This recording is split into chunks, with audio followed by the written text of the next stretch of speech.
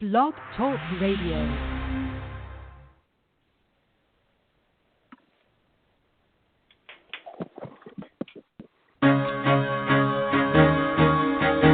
Carol the Coach. Sex, love, and relationships. We talk about it here. Carol the Coach. Compassion with contemporary relevance. I am a psychotherapist. I can be your personal life coach, and I can help you with your issues. There are no problems too small or too big. You can talk about anything. Speaker, columnist, radio TV host, and commentator. Carol the Coach brings messages of wellness and empowerment within reach of everyday people every day. Almost 5 years ago, I lost my soulmate in an accident. He was killed in a plane crash. Life just, for me, has seemed to stop. There are groups all over the city. I teach one. It is a specific way to start thinking so that you shift how you see the world, which then shifts your energy, and then you feel better and you actually see things differently. Carol the Coach. Always available, too, at carolthecoach.com. Now, I've got Russell on the line. I'm 47 years old. I'm a truck driver. I am married. I have a wife in San Francisco. Okay. I haven't been home in 6 months. My thing is, I don't know if I have a sex addiction or what the problem is.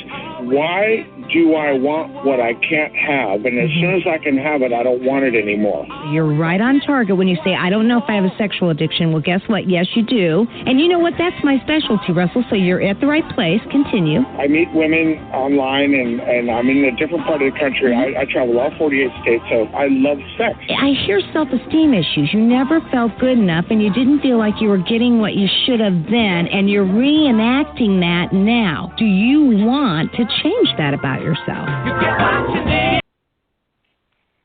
You get what you need when you typically put together a plan that acknowledges that you have a sexual addiction and works towards that. And, you know, one of the things that I absolutely believe is that you have to have a plan. You've got to have the right committee to support you. You have to have a 12-step group or an internet group or a religious support group for sexual addiction. And the other thing I want to talk to you about tonight is that you have to have a coach. Okay, maybe you don't have to have a coach, but a recovery coach is somebody who is really understanding of your special dilemma and helps you put together a recovery plan that will catapult you into success. And tonight I have Jim Jansen, who was on last week, but we had some technical difficulties, and I asked him to come on again this week because he has a very special offer for our listening audience. Jim is willing to coach you for 4 sessions for free and help get you started on your recovery. And then when a regular coach like myself costs $100 for a 30 to 45-minute session, Jim is willing to do it for $25 so that he can get you started in the right direction. So, Jim, welcome to the show. Hi, Carol. How are you? Well, I am excellent, and I am so pleased that you are willing to offer this special service to my listening audience, because I'm telling you, I get a lot of listeners that they want to do better, they want to make their lives different, and yet they've either spent their entire money on their sexual addiction and are really at a deficit for what they have in their bank account, or they kind of want to try out coaching to know what it's like before they invest in the process. So tell us a little bit about yourself and why you decided to offer this special service. Well, I'm a retired pediatrician and am in recovery myself from several addictions, including sex addiction, and basically decided to do something that would keep me busy and also give back and help my fellow recovering addicts. And so currently I'm working on my certification through the Institute for Life Coach Training, And as part of that, I have to get in a certain number of hours of coaching. And that's one of the reasons I'm offering it for free right now, is to be helpful. And also it is a benefit to me to get in my required hours. Well, that makes a lot of sense. And so, first of all, if we have a listening audience that wants to give you a try, how can they contact you? Well, I went ahead and created a new email address, Recovery Coach Jim, at gmail.com. I thought that was a little easier to remember than trying to spell my name. It came out a little garbled last time, I think. Okay, so tell us one more time. Your email address at gmail.com is? Recovery Coach Jim. No dots, it's all one word. Got it. And so, obviously, that's Recovery Coach Jim, Jim, at gmail.com. And they can email you there to get specific assistance on getting clear about what they want in terms of their recovery and how to get there. Mm-hmm. Yeah. And was I correct that if they decide that they want to opt for more sessions after session number 4, they can get a special price right now of $25 for the coaching session? That's correct. And I'm happy to coach over the phone, Skyping, or if someone is in town and it's convenient for both of us, in person is also an option. Well, that makes a lot of sense. Now, just kind of share with our listening audience. They may not know, what does a coach do? What would you say that a coach does in terms of getting you to a better recovery plan? Well, one thing it does is helps people to identify their goals and get motivated to accomplish them. And so the client does the work in that they're the ones that are coming up with the ideas and the reasons for doing the things that they want to do. And the coach helps them to sort those things out, understand their motivations, and get energized to accomplish them. Okay, and so it's a little different than therapy or counseling. Okay, describe the current model that you're learning, the current philosophy. Well, the client does the work in that it is very much oriented towards working in the present and towards the future. Whereas counseling and therapy a lot of times deals with working through past issues. Coaching is very much more future oriented. And one technique that I'm learning right now is based on motivational influence. It's from Michael Pantalon, who is a psychologist through Yale. That involves basically identifying and the reasons you want to change, scaling why you want to do that, and then looking at the possible outcomes for doing it, and then making definite plans to start your journey. And it's a very, very convincing technique, I think. Very effective. Right. You kind of share 2 or 3 of the questions that you might ask a client who is trying to focus on his or her recovery. Well, I guess the first question is, why do you want to be in recovery? And what kind of benefits do you see from it? And it's one thing to be sober because you've had consequences and so you want to be sober. And it's another thing, I believe, to actually move forward in your recovery and build a new and better life that's worth living, that is a better alternative than the way things used to be.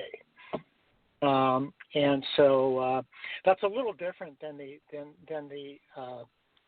emphasis of a lot of rehab, which is stopping the old behavior. And I see recovery coaching as looking towards the future and improving one's situation and providing something that is better than what there was in the past. So that's my outlook on it. I love that. And, one of the things that I know from Patrick Carnes, because I trained as a CSAT with Dr. Carnes, is that he really felt like coaching was an incredible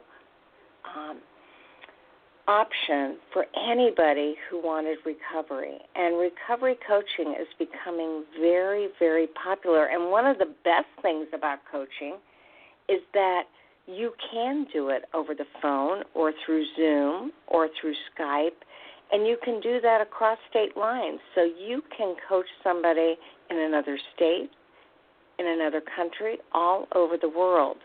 So I'm going to encourage my listening audience, if you're contemplating what you can do to make a recovery program more beneficial and really fine-tune it so that it works for you, I personally know Dr. Jim, and I have seen his recovery escalate as he used these skills.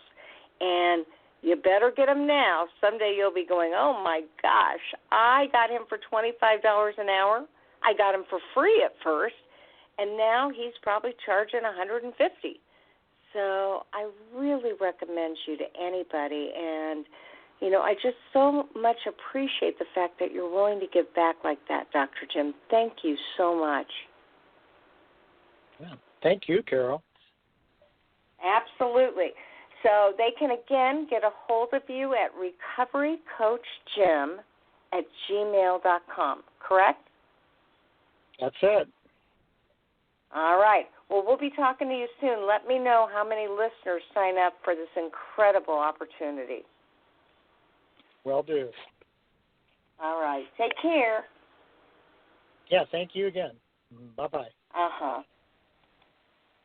Now, this is really somebody that I absolutely know. I have watched him with addicts. I've seen how he works. And when he said that he was looking for some more coaching clients, I said, please, please, please come on my show, describe what you do, and let's give our listening audience a shot at working with you first. What I know to be true is I have over 500,000 open downloads. That means there are 500,000 people that listen to this show all over the world. Be the first to get signed up for Dr. Jim. And again, that's recoverycoachjim@gmail.com. Now, tonight, I got to tell you, I am super excited because I'm going to be interviewing two women that have made it their mission to help sex addicts with anger and rage. And tonight we're going to be talking about how does eroticized rage show up as a contributing factor in sexual addiction. Dr. Patrick Carnes first introduced this concept, maybe 15 years ago. And what he knew to be true is that a certain portion, a certain percentage of his clients had rage that in some way had fused with erotica or sexuality and ended up showing up in actual sexual addiction. So I am super excited because I'm going to be interviewing Kate Balestrieri and Lauren Dummit, and they both work for an organization that helps people with sexual addiction. And they're going to be talking about the definition of eroticized rage and, how do you know if you got some of that? Because we all have anger. I mean, anger is a normal and necessary emotion. It is what it is. It's how we deal with it and how we make it, how we actually process it so that clearly it works for us and motivates us to make some changes in our life. So I can't emphasize enough how this show will really help you to understand normal anger versus anger and eroticized rage that shows up in your sexual addiction. And these women have really created a platform for which they want you to understand this concept. So I've got to say, Kate and Lauren, welcome to Sex Help with Carol the Coach. Hi, Carol. Thank you How are so you? much. This is Kate. Hi, this Yes, is Lauren absolutely. Dummit. And I have to say, I'm so excited to have you both on. And what I'm going to do, since you're both with me today, is I'm going to direct different questions to each one of you. And we want to know what made you decide that this was an important concept. So I'm going to start with Kate here. Kate, you had said to me before that you really felt like this topic was, in essence, a fusion of shame, anger, rage, and sex and relationships, and you saw this in sex addiction. So can you explain what you saw and how you explain something called eroticized rage? Absolutely, Carol. Thank you. And just a quick thank you for having us on the show today. This topic is very near and dear to my heart as originally, and currently, I'm a clinical and forensic psychologist, and my early career was based in the prison systems where I worked with very high-risk offenders in addition to people who were navigating different kinds of addiction, sex addiction being one of them. And I often saw this unparalleled connection between anger and shame and the rage with which the men that I was working with acted out their offending crimes, their predicating crimes. So I didn't quite have the vocabulary to understand what I was seeing at that point. But as I moved out of the prison systems and started working in private practice, specifically with sex addiction, I started again seeing all of this emphasis around anger, that people were having a very difficult time expressing directly to their partners. And so what would happen is their anger would get leaked out and acted out kind of sideways and indirectly through their sexual acting out behavior.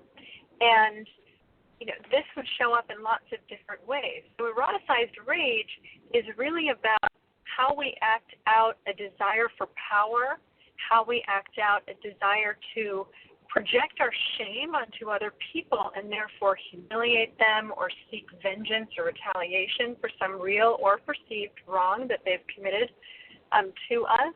It's about how we bump up against the norms of our society and in doing so create an element of risk that feels dangerous. And so that's one place where our rage can get enacted. And also, our desire to possess relational safety shows up through eroticized rage in the form of obsession.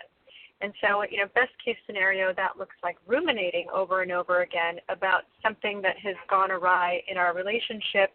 But worst case scenario, I've seen that look like internet stalking, in-person stalking, and even intimate partner violence and intimate partner homicide. So, we're really talking about a very serious construct here that I think a lot of people need to examine, because we all have some element of eroticized rage within our potential capacity, whether or not we're a sex addict or, someone who's kind of just a walking wounded person in the world. Oh, absolutely. And so again, would my listening audience think, okay, I have to be an offender to have eroticized rage, or can this eroticized rage apply to anybody, even somebody who's not in the legal system. Oh, absolutely. I mean, people even who don't identify as sex addicts exhibit sexualized rage or eroticized rage. This is something that I firmly believe every person on the planet has the capacity for and exhibits in varying degrees. So certainly, just because someone is a sex addict does not make them an offender. I don't want to be confusing about that in sharing a little bit about my background. But certainly in offending cases, there is some sexualized rage inherent in those kinds of crimes. But, sexualized rage or eroticized rage can show up in a very subtle way. So let me give you an example. I'll share a personal example with you. I was out on a date with someone, and it became very clear to, I think, him and certainly to me that he was feeling a bit self-conscious about something that he'd been talking about, and in an effort to find some equilibrium, he sexualized me and made a derogatory comment about my appearance, and it was very sexual in nature. So he didn't understand what he was doing because this was an unconscious way that he was trying to regain some sense of power when he felt vulnerable. But I understood this as a form of eroticized rage, and it's very subtle and very nuanced, and he certainly didn't mean any harm by it, but it was a way that he was trying to bring himself back up when he felt one down in that moment of vulnerability. Well, that makes all the sense in the world. Now, I've got to ask, and I'm going to ask this to Lauren. Lauren, how do you believe that eroticized rage develops? I mean, what are the precursors or the predisposition to become so rageful that it fuses with erotica and creates the eroticized rage? Yeah, I think eroticized rage really is, there's a lot of different factors, and I think a lot of it has to do with not being able to express feelings appropriately. And many times it stems from, early childhood trauma and having had child experiences that they couldn't process in an appropriate way. And so, for example, sometimes a person may have been bullied. Sometimes they felt powerless. Other times they were victimized. And so at times it's a way that they are not only acting out like pent-up trauma triggers, but that's how they've learned to channel their feelings, and what we're talking about now is anger. So if they're not feeling like they have a voice to appropriately express their anger, it's frequent that they may go out and act out their anger sexually instead. Got it. Does that answer the question? Yes, it absolutely did. So then, why do you think eroticized rage, Lauren, is a component of sex addiction? What happens there? Yeah, well, I think that another component of it is an attempt to gain power over someone. And so I think that with sex addiction, not always has there been trauma, but frequently usually people develop addiction when they have not had their emotional needs properly met. And so they learn to rely on themselves in terms of getting their emotional needs met. And so I think it's a maladaptive way to cope and express feelings, and it's a way to kind of get back a sense of power that they feel that has been taken away. And so it shows up with sex addiction because often the addiction is sex, and so there's a lot of issues with manipulation and power and control around sex. There's also a lot of shame also involved around sex when there's a sexual addiction present. Well, and absolutely. often addicts and are that is often why not even aware of their emotions. Yeah, and Kate had said, obviously, that in her own personal story, the man that showed that eroticized rage was in a one-down position. And it helped to make him feel like he had more power and control. Right. Mm-hmm. So I think, all right. I think that Somebody's on the street there. I'm hearing a siren. There we go.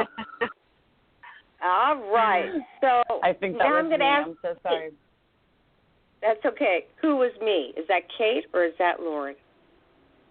That was Lauren. Okay. So I'm going to ask Kate, is it just the addict that can evidence eroticized rage? Because this is such a technical issue. So again, to reiterate, no, not just addicts, not just offenders experience eroticized rage. A lot of people can do that. The reason that I think that eroticized rage is so embedded into sex addiction is because when you think about it, sex addiction emerges because someone is using sex as a coping strategy to regulate their emotions. What are the emotions that people feel most uncomfortable with? Usually it's shame. Usually it's fear. It's feeling helpless or powerless. It's feeling vulnerable. And so when you use sex to cope with those feelings, there becomes a fusion between them. Also, anger is an emotion that a lot of people are afraid to handle directly. Sometimes because they didn't have good models for anger, they saw people explode. So they didn't learn how to communicate very directly when they were angry with a partner or angry with a peer. And so all of that gets fused into this very unconscious way of navigating these emotions indirectly. And because sex has become a primary coping strategy, this is the fusion of all of these emotions with sexualized behavior. And so oftentimes when someone feels helpless or feels angry, if they're a sex addict, they're using sex to cope with those feelings. And so we see a much higher prevalence of eroticized rage show up in the acting out behaviors of addicts. Okay, and what might those acting out behaviors be? So some of those acting out behaviors can be just as I described, so sexualizing someone as a way to deflect any uncomfortable feelings. That can take the form of objectifying them in your mind or objectifying them and sexualizing them verbally. They can also look like acting out when you have a conflict with your partner or you're feeling vulnerable with something that has to do with your partner. So, for example, I work with a lot of people who start to recognize that around big relational benchmarks, they're at a higher risk of relapse in their sex addiction. So what that means is that around commitment steps, so when we move in together, when we decide to get married, when we actually get married, when someone gets pregnant, when the baby comes, all of those things are high-risk situations for addicts to relapse because they bring up, just like with any human, big feelings, right? But sex addicts don't have great skills associated with handling those kinds of situations. So I often will see I'm people, thinking not only feelings, but that feeling of intimacy that is so scary for a sex addict. Absolutely.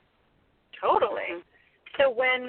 So some different examples of acting out behavior might be somebody resorting to going online, going on dating apps and starting to investigate other options and going into fantasy, or they might be watching more pornography and masturbating more regularly. As a way to cope and acting out if that's in their inner circle. They might engage in extra-relational affairs with other people, again, as a way to kind of level the playing field. And when I think about some of the more obvious examples of eroticized rage, I think about what are the examples that are designed to humiliate or get retaliation or revenge or reestablish power. Right? And so some things might include a woman having sex with her husband's boss, because even if he never finds out, the very idea that he could find out and would be humiliated is been fused into what is part of her arousal template and part of what has become a soothing mechanism for her. Well, and I've got a lot of listeners that are probably thinking to themselves, because I have sex addicts and partners of sex addicts, they may say, oh, my gosh, was it eroticized rage that made me act out with my sister-in-law, with my wife's mother, with my wife's daughter? So how do they determine that when it looks like it could be a component of eroticized rage, or it could just be a bad decision gone wrong. Sexual addiction at its finest in terms of when it's at the most intense and it's the most frequent and behaviors become so out of control. Well, Carol, what I would say to that is that Dr. Freud said sometimes a cigar is just a cigar, but very rarely is that the case when we think about our unconscious processes. There very rarely are coincidences around who an addict chooses to be sexual with, especially in the case of choosing to be sexual with someone who's very close to our primary partner. I mean, that certainly increases the level of humiliation. It increases the level of risk. It increases the level of rage associated with getting even or trying to usurp power. I mean, that's someone who's very close to the inner circle. And just as you intimated at earlier, when there's a higher level of vulnerability and intimacy, people are more at risk emotionally. And so, if an addict is choosing to act out with someone that close to their partner, usually they're increasing that risk of emotional impact. Yeah, I absolutely agree with you, although I certainly see a percentage of addicts who, because they merge or fuse alcohol or drugs with their sexually addictive behavior, their decision-making becomes so poor and the intensity and frequency of their sex addiction ramps up so much that it's like they don't care that it's their wife's sister or their wife's mother. That person looks good and they are going to flirt with them, and if any response is elicited, they go for it. And I don't know that that's always eroticized rage. And so I was just wondering, I 100% agree, the factor of humiliation is horrible. I'm not so sure that some sex addicts go for that humiliation and that rage. They are just out of control with their multiple addictions. And so that's why I was asking, how might you be able to tell? And I'm sure it's a very thorough assessment. You two are experts at this. Yeah, I think a lot of the work also is helping them to identify what the feelings are. And sometimes addicts aren't even aware of their feelings because they're so out of touch with them because they've been using their coping skills, their maladaptive coping skills, to process their emotions or to express their emotions for so long that they really have a lack of awareness. And so in order to determine, I think it's, of course you'd assess like what were the circumstances, what were the motivations, but also doing a lot of work around shame and also around helping them to identify what their feelings are and what feelings motivate what behavior. Well, that makes sense. And Kate, would you agree with that? I absolutely would. And just to continue with what I was saying before, I don't think any of this is a conscious decision. Nobody's walking around saying, how can I absolutely humiliate my partner with my sex-addicted behaviors? But it shows up very unconsciously. So what Lauren said, I agree with 100%.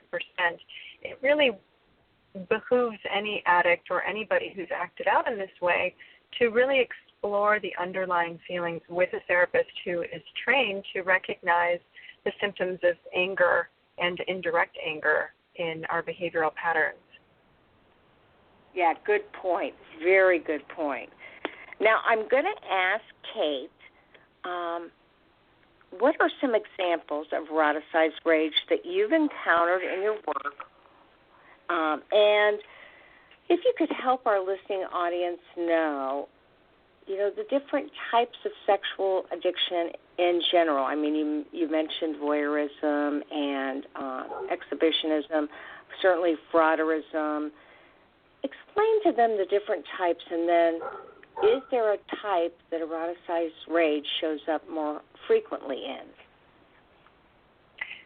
Well, just to clarify one point, the conditions that you just described are not necessarily types of sex addiction, right? Voyeurism, exhibitionism, frauderism, these are all potential paraphilias, and they're fantasies or behavioral predilections that do involve a violation of consent. So you could argue that these are more likely to be offending patterns. And certainly people who have a sex addiction could engage in some of those behaviors, but I wouldn't characterize those three conditions as being different styles of sex addiction. When I think about sex addiction, I think about any kind of compulsive sexual pattern of behaviors that someone has tried to stop and they can't. They need perhaps a growing number of instances or acuity of instances to achieve the same kind of high or rush. And to come back to your original question, some different examples. I've mentioned a few, but I'll continue. So different kinds of obsessive tendencies could be considered a type of eroticized rage, right? So, stalking a partner or becoming obsessed with a partner's whereabouts could be an example of eroticized rage. And I see that a lot with partners, actually, of sex addicts. So they are so flummoxed and so traumatized and so concerned and so angry, understandably so, at their betrayal, that sometimes that anger can show up in these very obsessive tendencies. And that could be an example of a hypervigilance response from somebody who's very traumatized, and or it could be an example of eroticized rage, depending on what the context of their relationship is. So that's something to note, that partners can experience this kind of eroticized rage as well, and it might show up a little bit differently. So sometimes addicts will act out their eroticized rage, as I said, by going to pornography when that's part of their inner circle behaviors, or acting out with affair partners, or seeking new connections through online mediums and apps, or they might solicit a prostitute, they might engage in any kind of extra-relational sexual business. Anything that's outside the boundaries of what the couple has agreed is okay could be considered a form of sexualized rage. Yeah, that's a good point, and I'm glad that you also brought it back to partners, because you're right. When anybody is triggered and experiences a betrayal, their prefrontal cortex can go offline and they can begin to become hypervigilant, one, to keep themselves safe, but two, out of that feeling of rejection that turns into anger, that turns them into doing things that they would never have done before. Absolutely. I mean, I've worked with a lot of partners who, in learning that their spouse has been unfaithful, they immediately go out and have sex with someone else. And that's a clear example of eroticized rage in the form of retaliation. 100%. Now, I know that kink or BDSM can also correlate with eroticized rage. What can you share with us about that merger? Well, that's a great question, Carol. I think that a lot of people, when they hear about eroticized rage or sexualized anger, immediately go towards a pathologizing of BDSM. And while I think that BDSM can include different components of eroticized rage, what's great about BDSM, if it's being enacted appropriately within a couple, is that there's always consent and communication. And this can be a really healthy sublimation of some of that eroticized rage that is part of someone's arousal template, because it's not all bad, right? And if there's consent and there is communication and cooperation and there's safety being practiced, this can be a really healthy way for couples to tap into those parts of themselves that need expression without having to traverse and trample on the boundaries of someone else, which can make it a really healing and bonding experience for people. And I don't mean that in a bondage way, I mean it in a bonding way. Right. Good point. And ladies, obviously you two both work. Kate, you are the executive director and co-founder of Triune, and Lauren, you also work at this incredible facility. Tell us where that's located. Tell us how people can contact you, and a little bit about triunetherapy.com.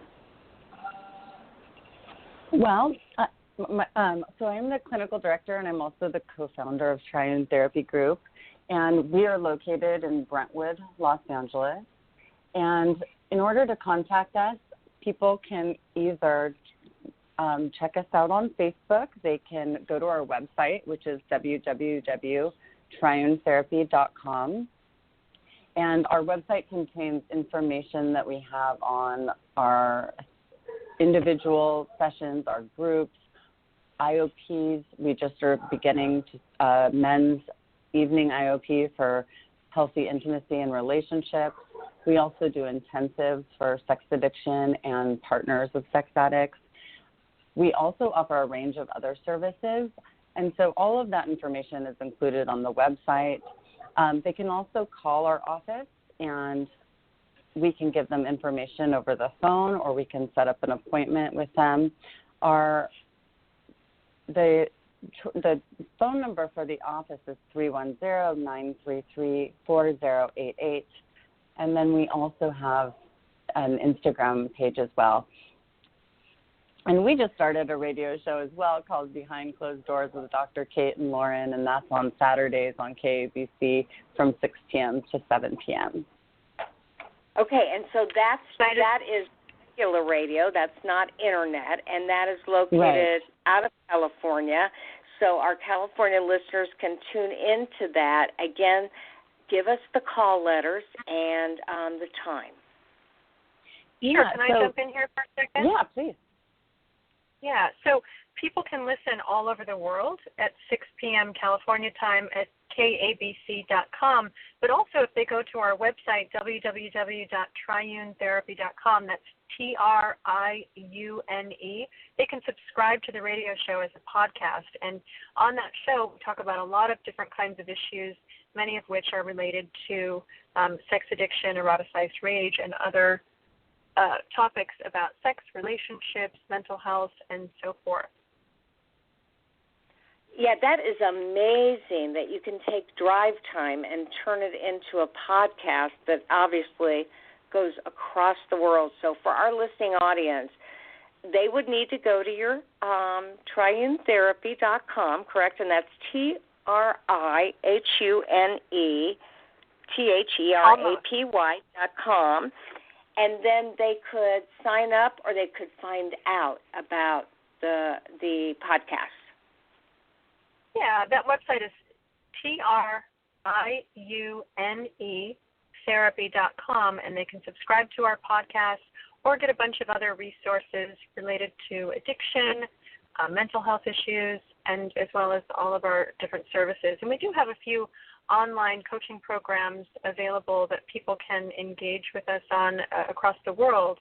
And specifically, one that we're really excited about right now is geared toward recovering from a relationship that's toxic with someone who exhibits a lot of narcissistic or antisocial personality traits. So that can be a very traumatizing experience, and the program that we've designed is 12 weeks and geared toward really helping people heal and kind of pick up the pieces of those experiences in their lives.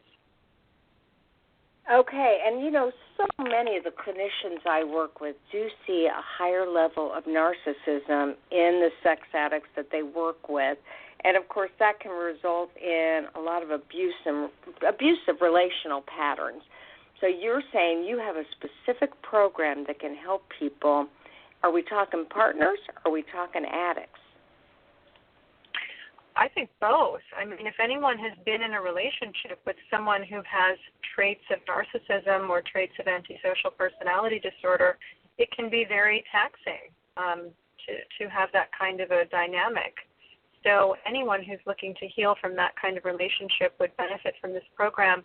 But also anyone who's grown up with a narcissist would benefit from this program because there are long-standing wounds from having a narcissist as a primary caregiver or someone in the family that you've known, and those relationships often leave big scars as well. So it's not just related to romantic partners. Yeah, that's a good point. Although certainly if you've grown up with it, you're more likely to attract it into your life on some level. So exactly. Excellent program. It's like you ladies deal with some of the toughest of the tough. We do. Thank you. And that's true. Yeah, you're combat warriors for sure. Now, I just want to ask a couple of questions. If our listening audience believes that they have somebody in their life and they have this relationship where there is recognizable eroticized rage, how would you help them to get a handle on it, and what would you suggest for them? And I'll ask Kate first, and then I'll ask Lauren. Okay. What I would recommend is for them to talk to their therapist about it.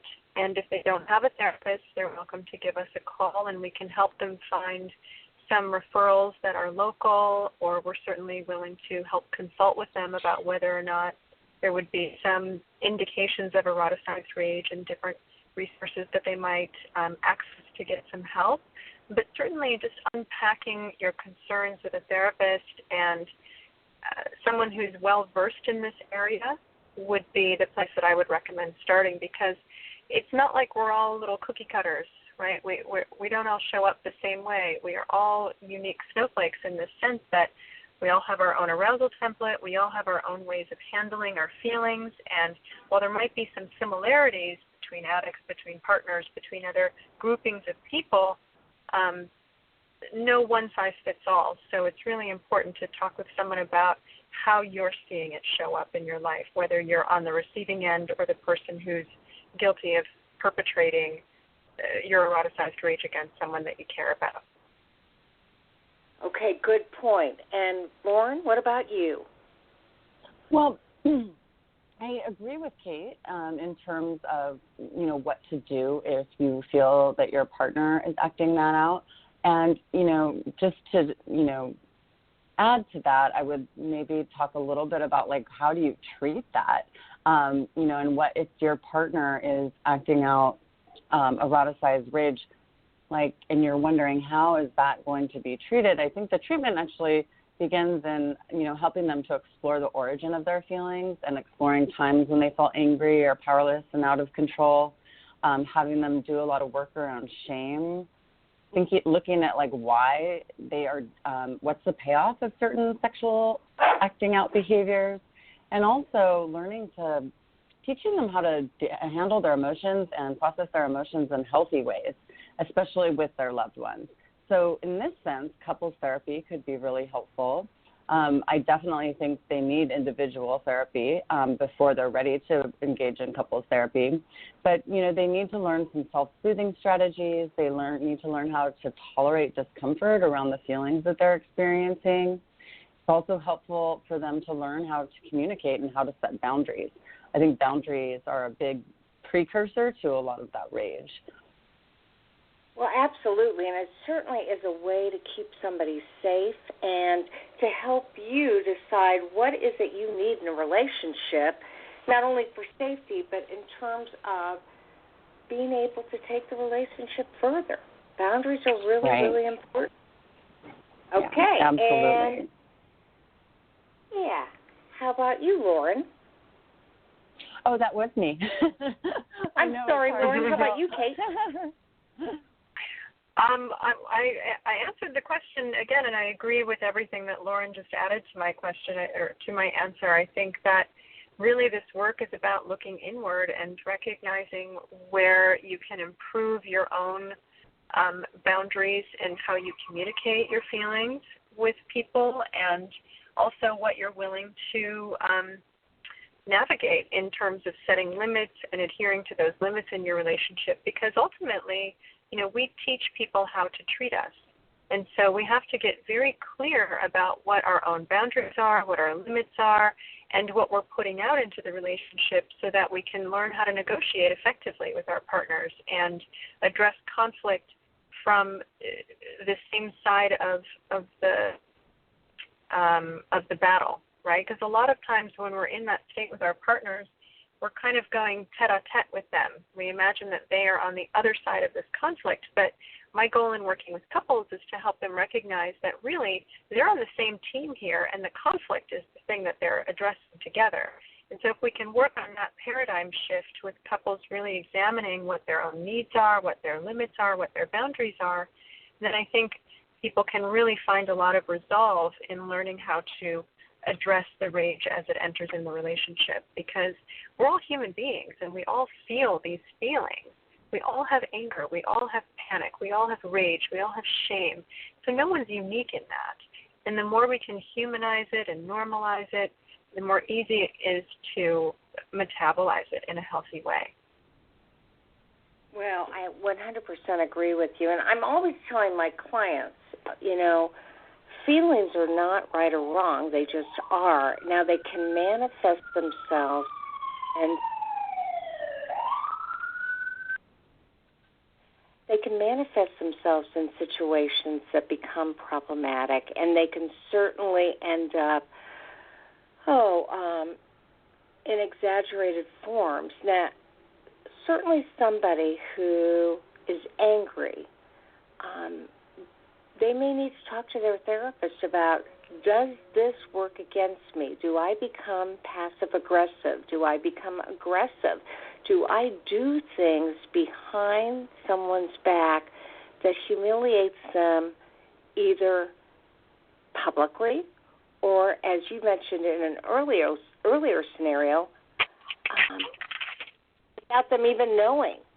And so eroticized rage is not good. And I know you ladies are both CSATs, and when we first learned about eroticized rage, Dr. Patrick Carnes had a picture of a big glacier, a big pointed glacier.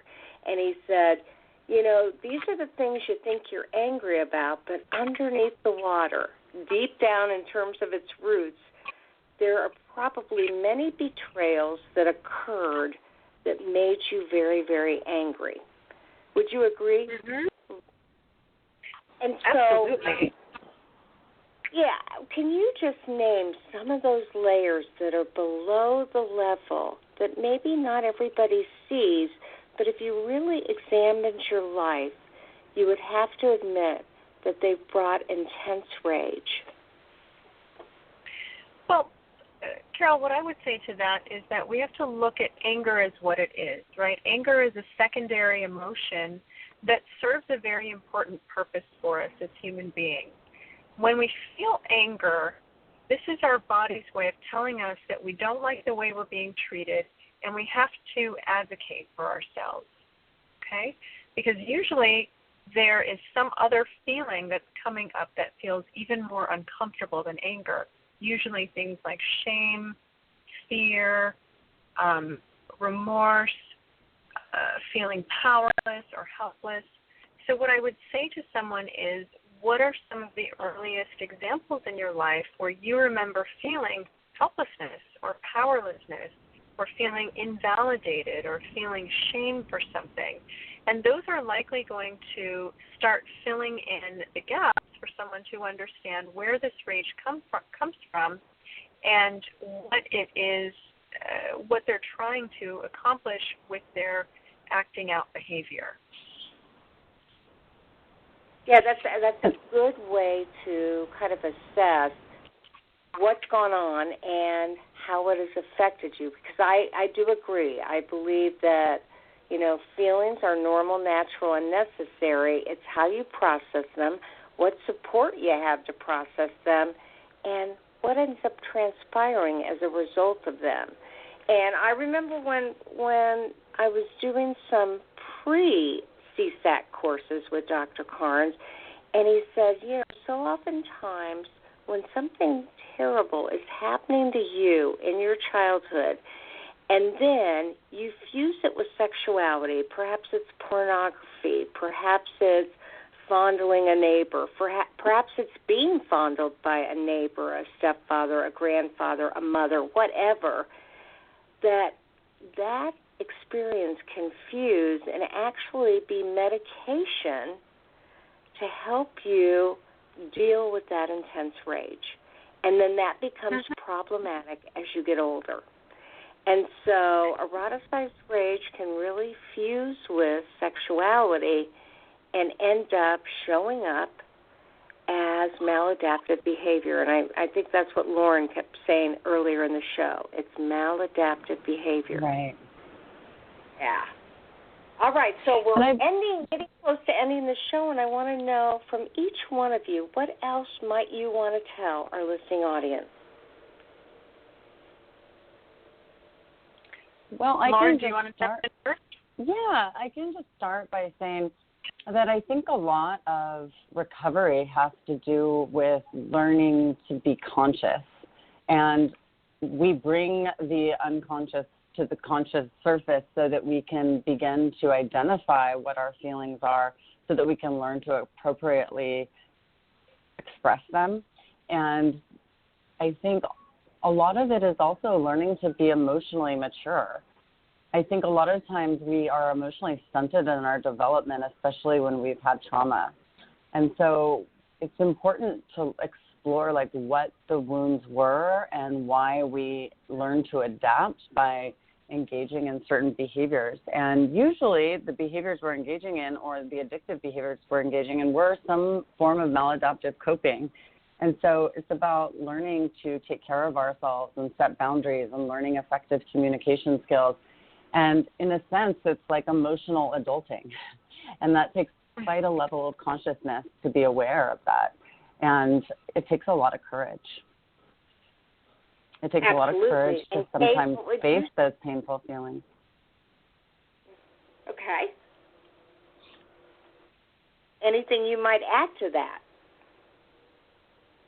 Well, I think I would echo everything that Lauren just said. And the one thing that I think I would like to add is that a lot of people get very confused about the difference between anger as an emotion and rage as a behavior.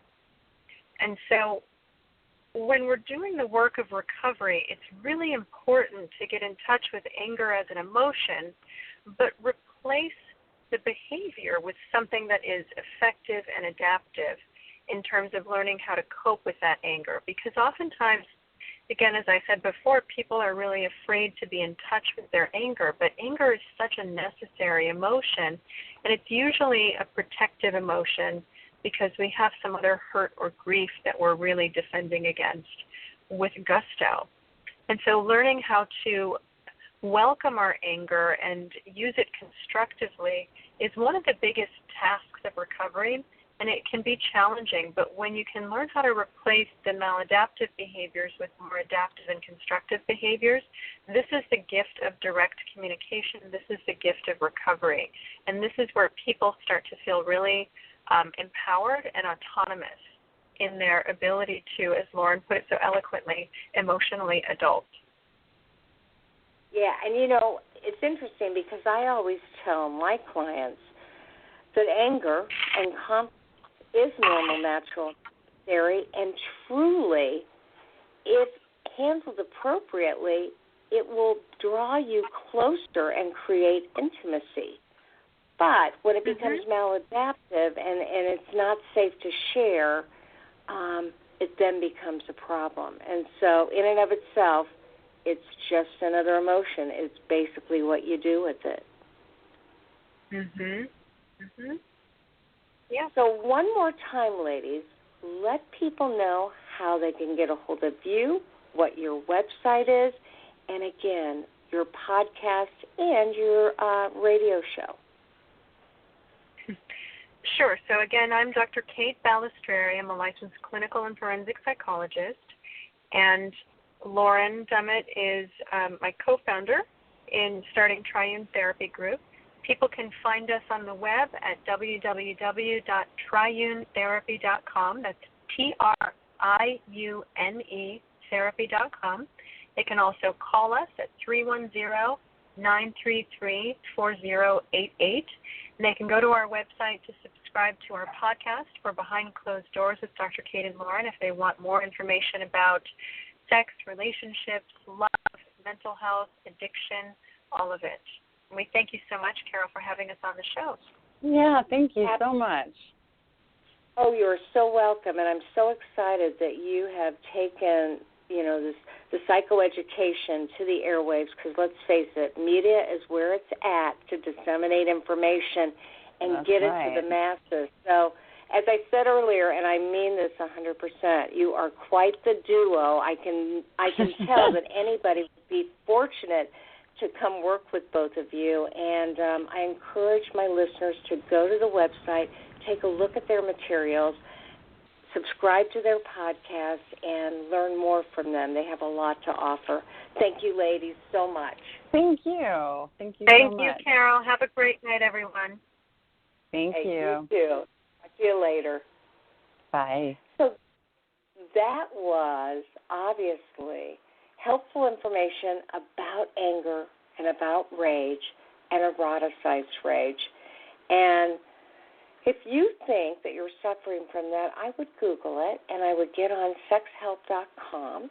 There are several articles about eroticized rage, and then you can tell that these women at their website, www.triunetherapy.com, that's TRIUNE therapy.com, also have information that you probably will find very helpful. So now it's time to end the show, but I want to tell you there will only be one of you at all times. I fearlessly want you to have the courage to be yourself. I want you to call Dr. Jim and get in for that free coaching, and we'll see you next week for more Sex Help with Carol, the coach. Make it a good one.